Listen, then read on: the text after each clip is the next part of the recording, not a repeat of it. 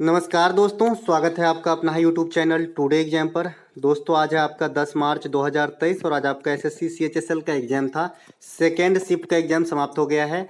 Second shift के exam में GK GS के सेक्शन से जो भी प्रश्न पूछे गए सभी 100% ओरिजिनल 22 प्रश्नों के साथ उपलब्ध हो गया हूँ। दोस्तों हल्का क्वेश्चन सभी को याद रहता है, तुरंत वीडियो लेके आ जाता है। मैं सभी क्वेश्चन के साथ आऊँगा, जो आपको लगे कि डिफिकल्ट है वो सभी क्वेश्चन आपको इसमें देखने को मिलेगा। साथ ही साथ एक्स्ट्रा फैक्ट के साथ पढ़ेंगे ताकि आपको जो है अधिक से अधिक जानकारी प्राप्त हो सके। अगर एग्जाम देने वाले हो तो फायदा मिल सके। एक प्रश्न पूछा गया था, नीति आयोग की स्थापना कब हुई थी? तो ये आपका 1 जनवरी 2015 को हुआ था नीति आयोग का स्थापना। नीति आयोग किसका स्थान लिया था बात करें तो ये योजना आयोग के स्थान लिए थे। योजना आयोग की स्थापना कब हुई थी? तो 1950 में, और 2015 में इसकी जो है समाप्ति की गई। तो दोनों बात ध्यान रखेंगे, 50 में स्थापना, 2015 में समाप्ति। योजना आयोग, नीति आयोग की स्थापना 1 जनवरी 2015। अब नीति आयोग में कुछ की पोस्ट हैं जिसे आपको ध्यान रखना है। जैसे नीति आयोग के प्रथम अध्यक्ष थे नरेंद्र मोदी, क्योंकि पीएम ही होता है, और जब ये बने थे तब पीएम नरेंद्र मोदी थे और अभी भी नियम नरेंद्र मोदी ही हैं। उपाध्यक्ष बने थे प्रथम अरविंद पनघरिया और सीईओ बनी थी प्रथम सिंधुश्री खुल्लर। इसके अलावा नीति आयोग के वर्तमान अध्यक्ष की बात करें तो ये नरेंद्र मोदी अपने पद पे काबिज हैं पीएम के रूप में, तो पीएम ही होते हैं, तो ये स्वाभाविक सी बात है। और उसके अलावा जो है उपाध्यक्ष जो है वर्तमान में ये सुमन कुमार बेरी हैं, ये आपका राजीव कुमार साहब का स्थान लिए हैं। और सीईओ जो है ये आपका परमेश्वरम साहब हैं, जो आपका अमिताभ कांत साहब के स्थान लिए हैं। तो ये करंट सेक्शन से हो गया है ना, नरेंद्र मोदी साहब, सुमन कुमार बेरी साहब और परमेश्वरम अध्यक्ष, उपाध्यक्ष और सीईओ। योजना आयोग ने अपने काल में कुल कितने योजना प्रस्तुत किए? तो 12।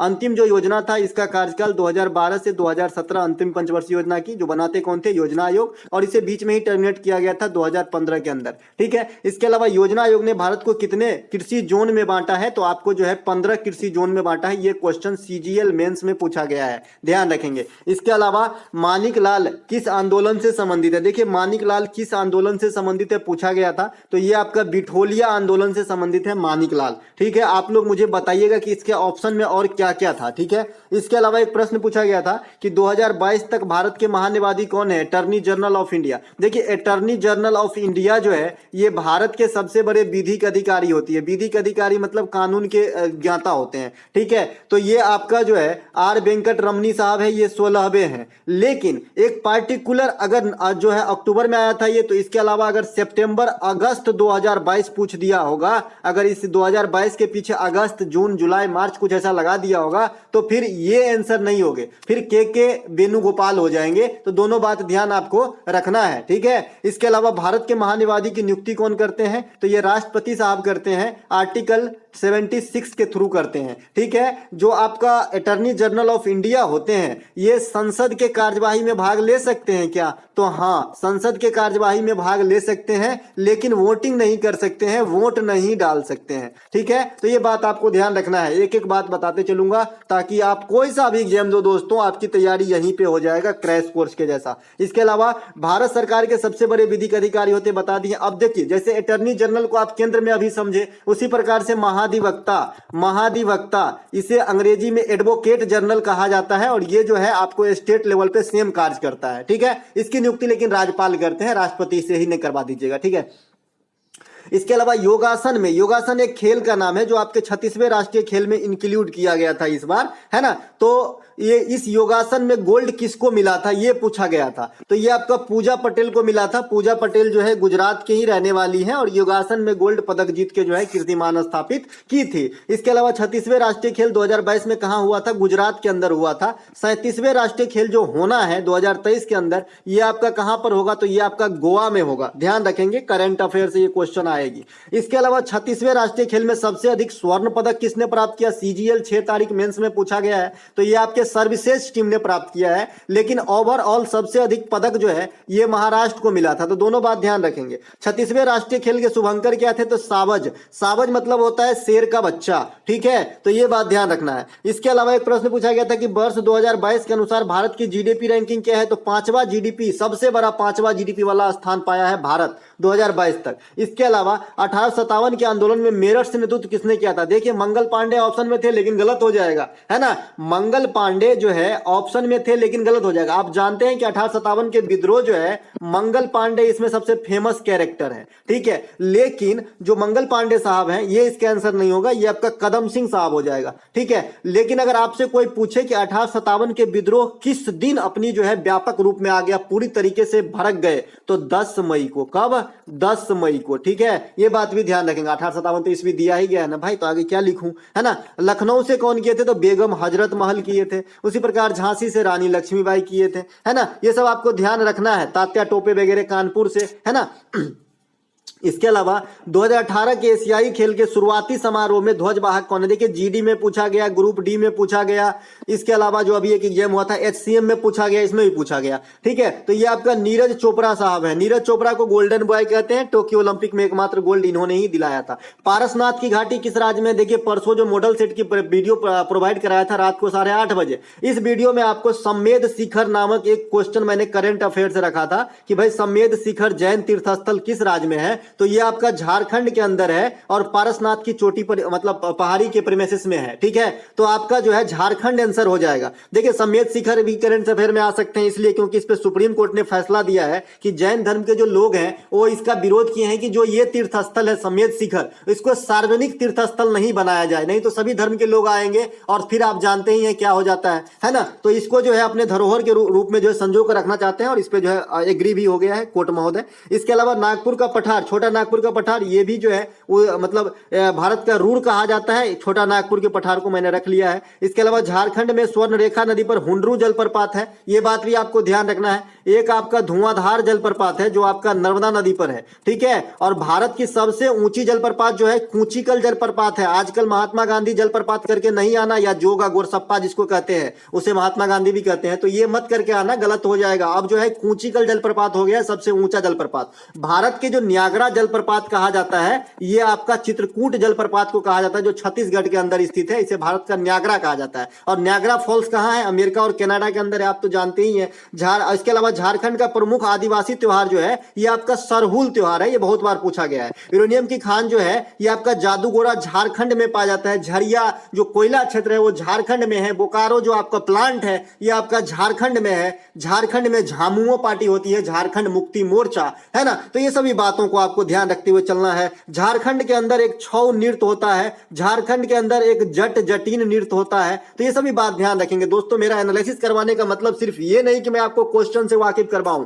मैं आपको एग्जाम में क्वेश्चन मिलवाऊं और आपको नंबर दिलवाऊं, यही मेरी प्रयास है और मुझे खुद से लड़ाई है ये, है ना। इसके अलावा जो झारखंड अलग हुआ था ये 2000 ईस्वी में अलग हुआ था। 3 राज्य, एक तो झारखंड हुआ था, एक छत्तीसगढ़ हुआ था और एक आपका क्या उत्तरांचल। उस समय उत्तरांचल था, बाद में इसे संशोधित करके जो है उत्तराखंड बनाया गया है, ध्यान रखेंगे। इसके अलावा प्रथम मुस्लिम शासिका कौन थी? तो रजिया सुल्ताना। अब रजिया सुल्ताना किसकी पुत्री थी? तो ये तो सबसे पहले तो ये गुलाम वंश की थी। पुत्री किसकी थी? इल्तुतमिश की। इल्तुतमिश कौन था भाई? तो इल्तुतमिश था आपका कुतुबुद्दीन ऐबक का दामाद और गुलाम, ठीक है। दिल्ली सल्तनत पे 5 वंशों ने शासन किया था। ये कौन कौन थे? गुलाम खिलजी, तुगलक, सैयद लोदी। ये क्रम एकदम अरेंज किया हुआ है, आपको ऐसे ही याद रखना है। गुल खिला तुम सनम लो, ठीक है। गुल खिला तुम सनम लो, गुल खिला तुम सनम लो, 2 बार बोलो, याद हो जाएगा। क्योंकि क्वेश्चन आता है कि गुलाम और तुगलक के बीच में कौन शासन किया, खिलजी और सैयद के बीच में कौन शासन किया, तो आपको याद रहेगा क्रम, तब ना बता पाइएगा, है ना। दिल्ली सल्तनत का कार्यकाल कब से कब तक रहा था? तो 1206 से 1526 तक। 1526 में बाबर ने पानीपत के प्रथम लड़ाई जीत लिया और उसी के बाद हो गया भारत में मुगल वंश की स्थापना, जो आपका 1857 तक चला, सिपाही विद्रोह तक चला, ठीक है। तो दिल्ली सल्तनत का कार्यकाल कब हो गया? 1206 से 1526। प्रथम शासक ऐबक हो गया, अंतिम शासक कौन हो गया? इब्राहिम लोदी हो गया। सबसे अधिक दिन तक किसने शासन किया था? तुगलक वंश ने। मोहम्मद बिन तुगलक के काल में मोरक्को के निवासी इब्न बतूता भारत आया, जो आपका रेहला नामक किताब लिखा था। इसके अलावा नसरुद्दीन मोहम्मद तुगलक के काल में तैमूर लंग की आक्रमण होती है। एक क्वेश्चन पूछा जाता है कि तैमूर लंग कहां का शासक था? तो मंगोल का शासक था, मंगोलिया का। ये 1398 में जो है भारत पर आक्रमण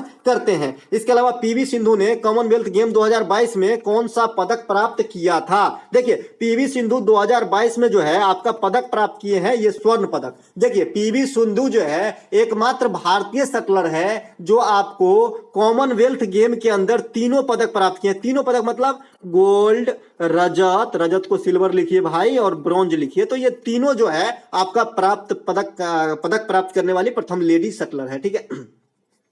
इसके अलावा कॉमनवेल्थ गेम 2022 कहाँ हुआ था भाई? बर्मिंघम इंग्लैंड के अंदर। बिहार सीजीएल में पूछा गया कि 2022 में जो इंग्लैंड में कॉमनवेल्थ गेम हुआ है ये कौन से रैंक के कॉमनवेल्थ गेम है? तो 22वां रैंक के थे, 22 में। ठीक है, याद करने के लिए बड़ा अच्छा है। इसके अलावा कॉमनवेल्थ गेम 2022 में भारत ने कितने पदक प्राप्त किए? तो 61 पदक प्राप्त किए थे। और कौन सा स्थान रहा था? तो चौथा स्थान रहा था। अब बात आती है भाई, जो चौथा होगा तो पहला भी होगा, तो सबसे पहला स्थान किसको मिला था? ऑस्ट्रेलिया को। ऑस्ट्रेलिया सबसे अधिक पदक प्राप्त किए थे। अब कॉमनवेल्थ गेम में आपको रजत, ब्रॉन्ज और गोल्ड का कॉन्फिगरेशन याद रखना है भारत के रिगार्ड में। तो 22 गो गोल्ड जीता है, 16 गो सिल्वर और 23 गो जो है ब्रॉन्ज जीता है। जो बच्चे एचसीएम का एग्जाम देने वाला है, एक्स्ट्रा फैक्ट बहुत काम के हैं, आपको ध्यान रखना है। टीसीएसई पेपर कराती है भाई साहब, ध्यान रखेंगे। इसके अलावा कॉमनवेल्थ गेम का पुराना नाम क्या है? ब्रिटिश एम्पायर गेम है, जिसकी शुरुआत 1930 हैमिल्टन कनाडा से हुई है। इसके अलावा लगातार 2 ओलंपिक में पदक जीतने वाली भी महिला जो बनी, ये पीवी सिंधु ही बनी है। टोक्यो ओलंपिक के अंदर इन्होंने ब्रॉन्ज जीता था, जो लेटेस्ट वाला टोक्यो ओलंपिक हुआ 21 में 20 वाला, तो इसमें ब्रॉन्ज जीत पाई थी। ठीक है, टोक्यो ओलंपिक में भारत ने 7 पदक प्राप्त किया था। इसके अलावा 48वें स्थान प्राप्त किया, सॉरी 44वें स्थान प्राप्त, माफ कीजिएगा, देख लीजिएगा, 48वें स्थान प्राप्त किया। कुल्लू से मनाली को जोड़ने वाला कौन सा दर्रा है? ये आपका रोहतांग दर्रा है। भोर घाट दर्रा जो है ये मुंबई से पुणे को जोड़ता है। थाल घाट दर्रा है मुंबई से नासिक को जोड़ता है।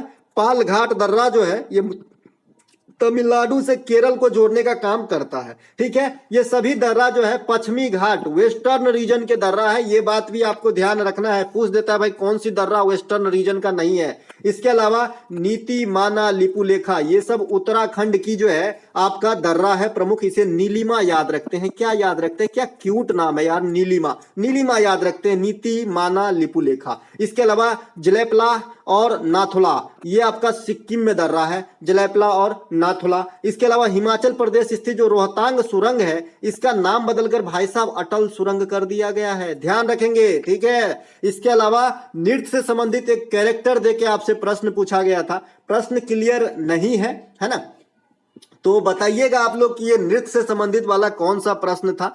रुक्मिणी देवी अरुंडेल, मैं फिर भी कुछ कैरेक्टर यहाँ पे बता देता हूँ, काश इसी में से हो, है ना? रुक्मिणी देवी अरुंडेल, टी बाला सरस्वती, पद्मा सुब्रमण्यम, यामिनी कृष्णमूर्ति, ये सभी भरतनाट्यम से संबंधित है। अब देखिए भरतनाट्यम बता रखे भाई कहाँ की है, तो ये आपका तमिलनाडु का है जी, तमिलनाडु का वीरप्पन, है ना? तमिलनाडु का नृत्य है भरतनाट्यम, और ये आपका भरत मुनि के द्वारा लिखा गया नाट्य शास्त्र से प्रेरित है ना? ध्यान रखेंगे। भरतनाट्यम को अग्नि नृत्य भी कहा जाता है, पीसीएस के एग्जाम में पूछा गया है। और अग्नि एक लोक नृत्य भी है जो आपका कहाँ का है? राजस्थान का है। तो दोनों बात ध्यान रखेंगे। इसके अलावा राधा रेड्डी, राजा रेड्डी ये दोनों कुचिपुड़ी के महारथी हैं, है ना? दोनों फैमिली हैं भाई, है ना? इसके अलावा जो है पंडित बिरजू महाराज ये कथक से संबंधित है, पिछले साल इनका स्वर्णवास हो गया। और आपका जो कथक है उत्तर भारत का प्रमुख नृत्य है। केलुचरण महापात्र, संयुक्ता पन्नीगिरी, सोनल मानसिंह ये सब ओडिसी के प्रथम जो प्रमुख जो है नर्तक और नर्तकी हैं। इसके अलावा संविधान के आर्टिकल 258 पूछा गया। कुछ मामलों में राज्यों को शक्ति प्रदान करना, छूट प्रदान करना, ढीला देना, पतंग की रस्सी छोड़ते हो ना उसी प्रकार से। ठीक है, तो ये आपका जो है आर्टिकल 258 हो जाएगा। इसके अलावा जो अगला कुछ आर्टिकल है 280 वित्त आयोग का गठन कौन करता है भाई? प्रेसिडेंट करता है। अभी कर्मा वित्त आयोग चल रहा है, 15वां चल रहा है, कौन है अध्यक्ष भाई? एनके सिंह है। इसके अलावा अनुच्छेद 123 जो है राष्ट्रपति के अध्यादेश है भाई साहब, राज्यपाल के भी अध्यादेश होते हैं और राष्ट्रपति के भी अध्यादेश होते हैं, दोनों बात ध्यान रखेंगे।